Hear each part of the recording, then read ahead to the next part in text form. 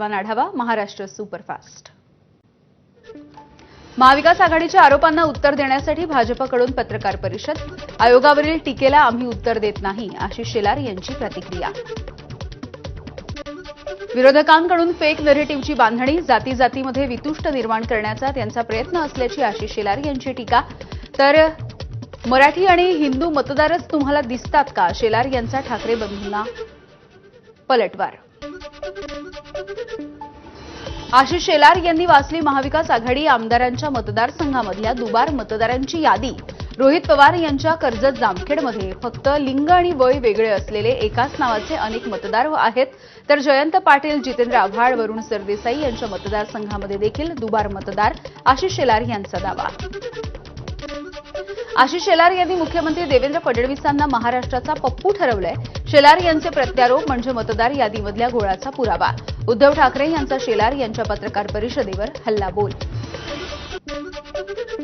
मतदार सरकार निवडतात, पण आता सरकारच मतदार निवडतायत। उद्धव ठाकरेंचा सरकारला टोला, तर मतचोरी करून जिंकणारेच खरे नक्षलवादी। उद्धव ठाकरेंचा हल्लाबोल। कर्जमाफीसाठी सगळी यंत्रणा जशीच्या तशी। महात्मा फुले कृषी कर्जमाफीनुसार तुम्ही देखील कर्जमाफी करा, उद्धव ठाकरे यांची सरकारकडे मागणी। तर दिवाळीपूर्वी मदत करू हे सरकारचं आश्वासन पोकळ निघालं। कर्जमाफीसाठी 30 जून हा कुठला मुहूर्त आहे, ठाकरेंचा सवाल। फलटण उपजिल्हा रुग्णालयामधील डॉक्टर तरुणीच्या आत्महत्येच्या प्रकरणी अंधारेंच्या नेतृत्वामध्ये फलटण पोलीस स्टेशनवरती मोर्चा। चौकशी करण्यासाठी राज्य सरकारनं विशेष तपास समिती नेमल्याचं वृत्त खोटं असल्याचं सुषमा अंधारेंचा आरोप। फलटणमधल्या महिला डॉक्टर आत्महत्येच्या प्रकरणी खासदार सुप्रिया सुळे यांनी पीडित कुटुंबियांची भेट घेतली आहे। सुळेंनी संपूर्ण प्रकरणाची माहिती जाणून घेतली, तर प्रकरणाच्या चौकशीसाठी एसआयटी समिती स्थापन करण्याची कुटुंबियांनी सुळेंकडे मागणी केली आहे। राज्य महिला आयोगाच्या अध्यक्षा रुपाली चाकणकर यांच्यावरती रुपाली ठोंबरे यांनी गंभीर आरोप केले आहेत। तर माझ्यावरती होणाऱ्या आरोपांना मी 2 ते 3 दिवसांमध्ये उत्तर देईन आणि सविस्तरपणे भूमिका मांडेन, रुपाली चाकणकर यांची प्रतिक्रिया।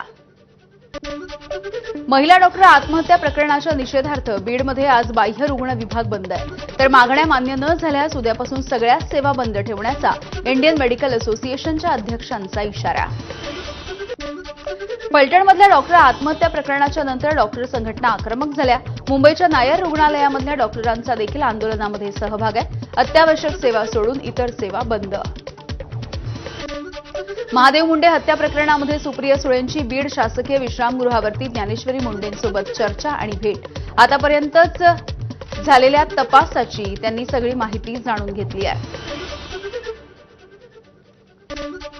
स्थानिक स्वराज्य संस्थांच्या पार्श्वभूमीवरती हिवाळी अधिवेशन पुढे ढकलण्याची शक्यता आहे। निवडणुकांच्या कामांमुळे मनुष्यबळाची कमतरता लक्षात घेता अधिवेशन 8 ते 10 दिवस पुढे जाण्याची शक्यता आहे। तर हिवाळी अधिवेशनामध्ये सरकारची धिंड काढणार रोहित पवार यांचा सरकारला इशारा। मंत्र्यांच्या बंगल्यांवरती 30 कोटी रुपये खर्च झाले असून चौकशीमध्ये देखील हे समोर आल्याचं रोहित पवार यांचं वक्तव्य। पुढच्या आषाढीला अजित पवारांनी मुख्यमंत्री म्हणून विठ्ठलाची शासकीय महापूजा करावी, आमदार अमोल मिटकरी यांनी व्यक्त केली इच्छा। तर फडणवीसांनी केंद्रामध्ये मोठ्या पदावरती जावं, मिटकरींचं वक्तव्य।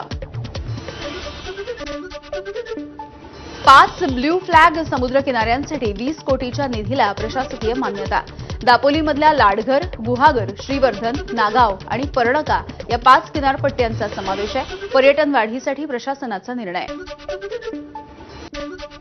मुंबईतील कबूतरखान्यांच्या संदर्भात अद्यापही सरकारकडून कोणताही निर्णय नाही।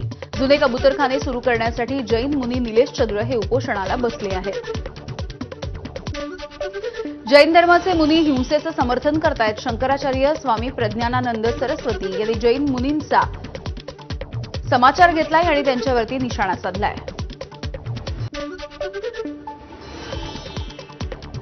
दिवा प्रभागामधील बेकायदेशीर इमारतीवरती महानगरपालिकेची कारवाई। उच्च न्यायालयाच्या आदेशानुसार कारवाईला सुरुवात। 7 ते 8 इमारतींवरती तोडक कारवाई केली जाणार आहे।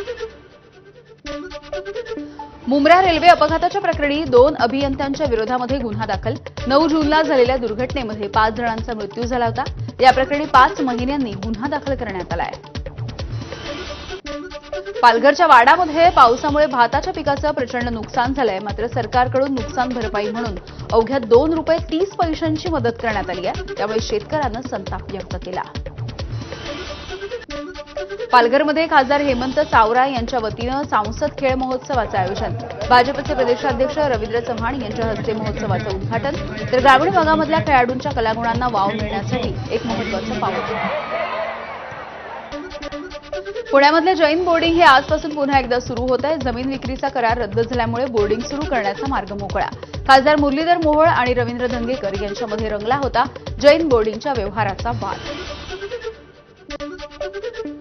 महाराष्ट्र ऑलिम्पिक असोसिएशनच्या अध्यक्षपदी अजित पवारांची एकमतानं निवड झाली आहे. अजित पवार आणि मोहोळ यांच्यामध्ये सामोपचारानं तोडगा निघाला आहे.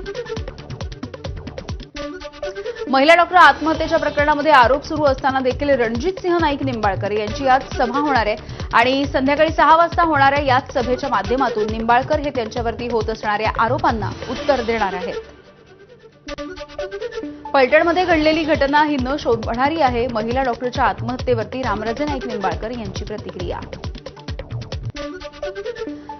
रुपाली चाकणकर यांनी राजीनामा द्यावा या मागणीसाठी पुण्यामध्ये महिलांचं आंदोलन. अजित पवार यांच्या राष्ट्रवादीच्या रुपाली पाटील ठोंबरे, ठाकरेंच्या शिवसेनेच्या रेखा कोंडे आणि काँग्रेसच्या संगीता तिवारी यांच्या नेतृत्वामध्ये पुण्यात हे आंदोलन झालंय.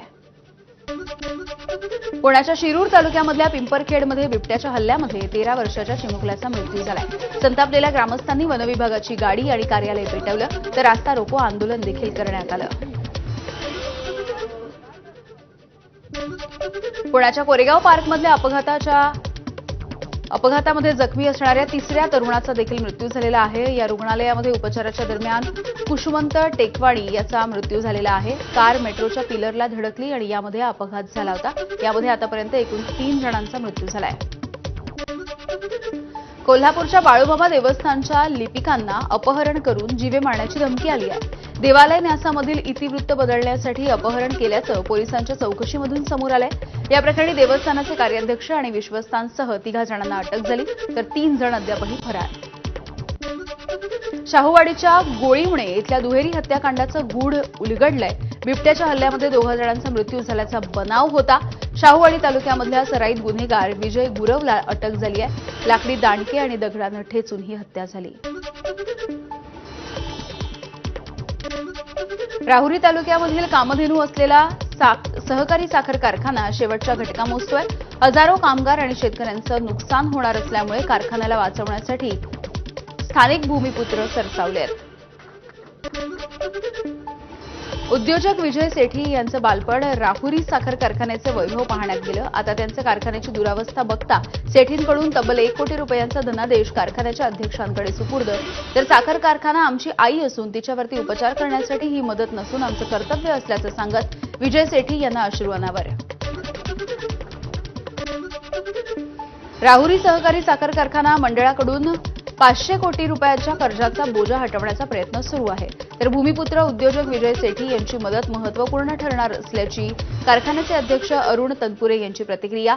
अशाच पद्धतीनं अनेक हात हे मदतीसाठी पुढे आले तर कारखान्याचं गतवैभव पुन्हा एकदा मिळेल असंही मत व्यक्त करण्यात आलं.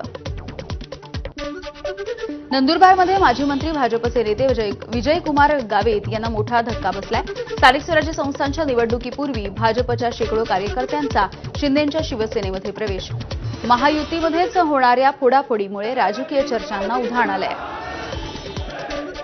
नाशिकमध्ये भुयारी गटार प्रकल्पाच्या कामामुळे मालेगावचे रस्ते विद्रूप झाले. शहराच्या विविध भागामध्ये खड्ड्यांचं साम्राज्य, नागरिकांचा संताप.